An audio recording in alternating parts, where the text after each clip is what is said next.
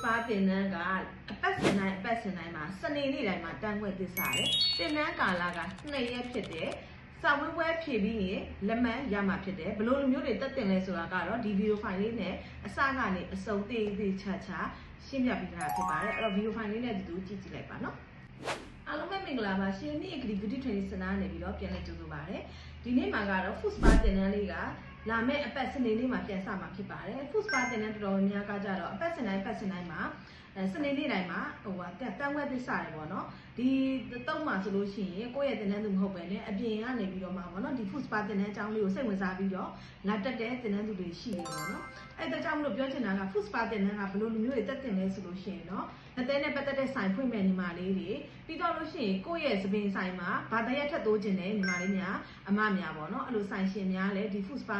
ဘာသာရက်ကကြတော့အရန်ဝင်လည်းတိုးတယ်ပြီးတော့ဧည့်သည်ကိုလုပ်ပေးတဲ့အခါမှာလည်းတော်တော်များများကြိုက်ကြတယ်လူကြီးလူငယ်မျိုးကြိုက်ကြတာပေါ့နော် food spa food treatment food cleansing เนาะအဲ့အရာတွေကအကုန်လုံးတော်တော်များများ western ပိုင်းတွေလည်းပါတယ်ဂျိုင်း western လုပ်တာတွေလည်းပါတယ် separate စိစက်တွေလည်းပါတယ်ပြီးတော့ဒီမှာเนาะစာအုပ်နဲ့ပေါ့နော်ဒေတာမျိုးဆီယာမနဲ့ဘိုင်ဝမ်ပုံစံမျိုးတင်ပေးမှဖြစ်တယ်တကယ်လို့ပေါ့နော်အခုဒီရှေ့တုပ်ဆိုလို့ရှိရင်ကျတော့ဘိုင်ဝမ်ပုံစံမျိုးလာတက်သွားတာဘာကြောင့်လဲဆိုတော့သူကရန်ကုန်ရောက်တဲ့ချိန်မှာသူတို့တက်ချင်တဲ့တင်နန်းကဒီရက်မှာဖြစ်မယ်ပြီးရတယ်သူတို့တန်းပြန်ရမှာပေါ့နော်လက်မကလည်းအဝေးကိုပြန်ရမှာဖြစ်တဲ့အတွက်ကြောင့်မလို့လက်မကလည်းသူတို့ဖြတ်ပြီးသွားပြီအဲ့လိုမျိုးဖြတ်ပြီးသွားပြီဆိုလို့ရှိရင်ကျတော့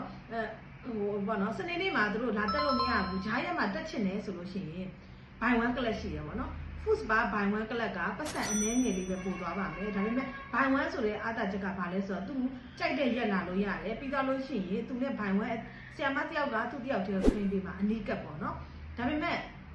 ဘိုင်ဝမ်မဲ့တေချာတင်တာလားဆိုတော့မဟုတ်ဘူးเนาะဘိုင်ဝမ်ကိုဘာကြောင့်ရွေးချယ်ခိုင်းတာလဲဆိုတော့ကိုကြိုက်တဲ့ရက်ကိုလာလို့ရတယ်ကိုကြိုက်တဲ့ရက်ကိုလာလို့ရလားလို့မေးတဲ့ညီမလေးတို့ဖြေပေးလိုက်တာเนาะဘိုင်ဝမ်ကလပ်ကိုအချိန်ပေးနိုင်တဲ့သူကတက်စရာမလိုဘိုင်ဝမ်ကလပ်ကိုပတ်စံပို့ပြီးတက်စရာမလိုเนาะဒီတိုင်းပဲစနေနေ့မှာလာတက်လို့ရတယ်အဲ့ဒါလည်းအနီးကပ်ပဲတေချာတင်ပေးတာဒါပေမဲ့ဘိုင်ဝမ်ကိုဘာကြောင့်အခုလိုမျိုးပြပြပေးလိုက်တာလဲဆိုတော့ကြတော့ဟိုပေါ့နော်ဘယ်လိုပြောမလဲဆိုတော့ तू ကစနေနေ့မအားဘူးဟိုကဒီစနေနေ့ကိုကြတော့ပြန်တော့မှမို့လို့ဗုဒ္ဓဟူးနေ့တင်ကျင်တာတို့တတပတိတင်ကျင်တာအဲ့လိုမျိုးတွေဆိုလို့ရှိရင်တော့ဘိုင်ဝမ်ကို join လို့ရတယ်လို့ပြောပြပေးတာเนาะတော်ကြနေဘိုင်ဝမ် club ကိုပဲတက်မှာအဖေချာအနိကတ်တင်ပေးရလို့ထင်ပါဆိုလို့เนาะအဲ့လိုမျိုးလုံးဝမဟုတ်ပါဘူးเนาะလုံးဝမဟုတ်ပါဘူးနေ့အိတ်ကလေးတင်တန်းမှာဆိုလို့ရှိရင်เนาะတော်တော်များများကသိပါတယ်เนาะဟို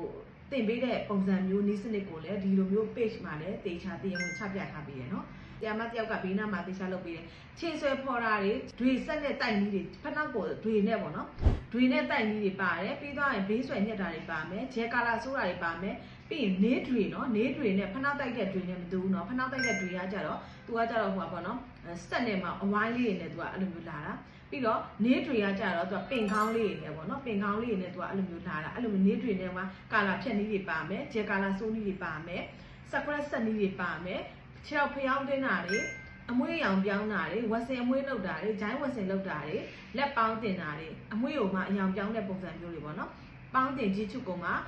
ခြေောက်ကိုမဆက်ဖူးမဆက်နှိပ်တာတွေပါမယ်ပေါင်တွေပြီးတော့လက်တွေဂုတ်တွေနှိပ်တာတွေပါမယ်အဲ့ဒါကတော့ပါဝင်တဲ့အမျိုးမြည်တွေကတော့ food spa တင်တဲ့ course တွေမှာပါဝင်တာလေးကိုရှင်းပြပေးလိုက်ပါနော်တကယ်လို့မှဟုတ်ပြီဒါအောင်တက်ချင်တယ်စိတ်ဝင်စားရင်ညံကုန်မှလည်းမဟုတ်ဘူးအဲ့လိုမှမဟုတ်ဘဲနဲ့နယ်ဝေးရလူတွေပေါ့နော်ပြပကသူတွေရောလက်သေး online ကလည်းတက်တယ်လို့မျိုးပဲဒီ food spa တင်တဲ့ကိုပြပကသူများကောနယ်ဝေးရညီမလေးများကောစိတ်ဝင်စားတဲ့နှစ်ရက်ထဲနဲ့ရန်ကုန်ထိမစင်းလာနိုင်ဘူးဆိုတဲ့ညီမလေးကလည်းစိတ်ပူကြမလို့ဘူးနော် online class ရှိရနော် online class လေးလည်းတက်လို့ရ online class ကလည်းဒီလိုမျိုးဟာတွေအကုန်လုံးစပတ်စံလေးတွေလည်းအကုန်လုံးပါဝင်တယ်နော်အဲ့တော့ food spa ကို online class တက်မလားရန်ကုန်ရောက်တဲ့ချိန်မှာလာတက်ချင်လားရန်ကုန်မှာပဲဆိုင်ဖွင့်လာလို့လာတက်ချင်လားအမျိုးမျိုးရှိတယ်ပေါ့နော်အဲ့ဒါကြောင့်မလို့ recommend ပေးပါတယ် food spa ကအမျိုးမီကအများကြီးရှိပါတယ်10မျိုးအထက်ရှိတယ်ပေါ့နော်10မျိုးအထက်ရှိတာဖြစ်တဲ့အတွက်ကြောင့်မလို့သူကတော့ဘာသာရက်တစ်ခုလို့ပြောလို့ရပါတယ်ပြီးတော့ကိုကဆောင်းဝဲဖြည့်ပြီးသွားလို့ရှိရင် food spa တင်နန်းစင်လက်မှတ်ပေးမှာဖြစ်ပါတယ်နော်ကိုကတော့ဆောင်းဝဲဖြည့်ရတယ်သူကတင်နန်းကာလက2ရက်နဲ့မရရင်3ရက်ဒါပေမဲ့ကိုယ့်စီမှာလာတက်တဲ့လူတော်တော်များများကအရောက်ပေါ့နော်10ရောက်ဆိုလို့ရှိရင်10ရောက်စလုံးက2ရက်နဲ့ပဲပြတ်တယ်2ရက်နဲ့ပဲပေါ့နော်1ရက်ထဲနဲ့ပြတ်တဲ့သူကတော့9ရောက်လောက်ရှိရဘာကြောင့်လဲဆိုတော့10ရောက်တက်မယ်ဆို9ရောက်လောက်က1ရက်ထဲနဲ့ပြတ်အောင်လုပ်တယ်ဆိုတာကနယ်သမားတွေမို့လို့သူတို့ကအချိန်မပေးချင်တော့ဘူး1ရက်ထဲနဲ့တခါတည်းဆောင်းဝဲဖြည့်သွားချင်တယ်ဆိုလို့ရှိရင်1ရက်ပဲအချိန်ပေးရမယ်နော်တကယ်လို့မှ စာဝက်ဖြည့်မဲ့ဒီနေ့မဖြည့်ခြင်းဘူးပင်မနဲ့မနေ့ကမှဖြည့်မယ်ဆိုလို့ရှိရင်တော့တင်တဲ့ကာလာ2ရက်ဖြစ်ပါတယ်เนาะပြီးတော့ရင်တော့အပ်မယ်ဆိုလို့ရှိရင်တော့နာမည်ဖုန်းနံပါတ်လိပ်စာလေးအတိအကျနဲ့အတူတူအပ်ပေးရမှာဖြစ်တယ်။ဘာကြောင့်လဲဆိုတော့တင်တန်းစင်လက်မှတ်က2ရက်ထဲနဲ့အပြီးပေါ့เนาะကိုကဒီကနေတင်တန်းစင်လက်မှတ်တွေကိုဒီနေ့မနေ့ကမနေ့ကတင်တန်းစမယ်ဆိုဒီနေ့လိုလာပြောလို့ရှိရင်တင်တန်းစင်လက်မှတ်မရလိုက်ပဲနဲ့နောက်ထပ်3-4ရက်နေမှရမှာဆိုလို့အဲ့လိုမျိုးကြောင်းမလို့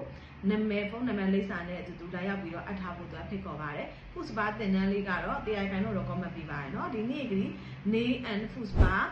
ဆိုင်မှာတွားပြီးတော့တက်ရောက်ရမှာဖြစ်ပါတယ်ဆိုင်ရဲ့ decoration တွေဆိုင်ရဲ့ပြင်ဆင်ပုံတွေရေပိုက်တွေ့တာကမှအစเนาะဆေးတွေဘာတွေဘယ်လိုမျိုးဆိုဖာမှအစဘယ်လိုအသားမျိုးတွေသုံးရမလဲဆိုဖာရေဆိုခံတဲ့အသားရှိတယ်တစ်ခါတလေကျရင်ကိုကလက်သေးနီဆိုရင်းနဲ့မှာလက်သေးနီပလင်းတွေကော်ဘူးတွေပြုတ်ကြတာရှိတယ်အဲ့လိုမျိုးတွေဆိုလို့ရှိရင်ပျက်စီးမှုတော့ပေါ့နော်အဲ့လိုပျက်စီးရဲ့ဒဏ်ကိုခံနိုင်တဲ့ဆိုဖာရဲ့အသားလေးရှိတယ်တင်နာထိခံနိုင်တဲ့အသားရှိတယ်တင်နာကိုတစ်စက်ကြတာနဲ့လုံးဝဖွေးဆွသွားတဲ့အသားတွေရှိတယ်အဲ့ဒါကြောင့်မလို့ဘလို့အသားရည်လေးရွေးတင်နေရမှာအစားပြောပြပေးတာဖြစ်ပါတယ်ပြီးရင်ဈေးနှုန်းပေါ့နော်ဈေးနှုန်းကတော့အရင်ပဲဘယ်လိုနေရာမှာဘယ်လိုယူရမှာလဲဈေးနှုန်းကိုပဲပတ်ချလဲနေတဲ့သူတွေရှိတယ်အဲ့လိုမျိုးဈေးနှုန်းယူနေတဲ့နည်းတွေပါတခြားပြပြပေးရဖြစ်တယ်ဘယ်လိုဈေးကိုဘယ်လိုလောက်ကမလဲကိုယ့်ဘာကိုထွင်ကျင်နေဆိုလဲစကွက်စိတ်ဆက်နေပါတဲ့အတွက်ကြောင့်မလို့တရားခိုင်တော့ comment ပေးတယ်လာတက်ကြပါလို့နော်မတိသေးတဲ့သူတိပြီးသားသူကလည်းအဲ့လိုမျိုးကိုပြောလိုက်တဲ့အချက်ထဲမှာတိကျင်တဲ့ဟာလေးရှိရဆိုလို့ဈေးနှုန်းကတင်တဲ့ကြီးကအရင်နေတဲ့အတွက်ကြောင့်မလို့ပညာတစ်ခုအနေနဲ့ကြည့်မယ်ဆိုရင်တင်တန်းကြီးကဘာမှအရန်မယူထားတဲ့အတွက်ကြောင့်မလို့လာတက်လို့ရတာပေါ့နော်ကိုသိကျင်တာလေးရှိတယ်တကယ်လို့ကိုကအများကြီးပြေဆုံးမသိသေးဘူး Food Spa နဲ့ပတ်သက်တာတော့သိတယ်ဒါပေမဲ့တေချာထဲထဲဝင်ဝင်မသိသေးဘူးဆိုလို့ရှိရင်လည်းဒီတင်တဲ့ကိုလာရောက် join ကြပါနော်အဲဆိုလို့ရှိရင်တော့အသေးစိတ်သိချင်တယ်ဆိုလို့ရှိရင်တော့ Messenger နေပြီးတော့စင်လာမေးလို့ရတယ်နော်ကဲဒါဆိုလို့ရှိရင်တော့စနေနေ့တိုင်းမှာတန်းခွက်သစ္စာမယ်ဂျာရက်မှာတက်ချင်တယ်ဆိုရင် buy one class ရှိမယ်ကဲဒါဆိုတော့ကျေးဇူးပါတတာ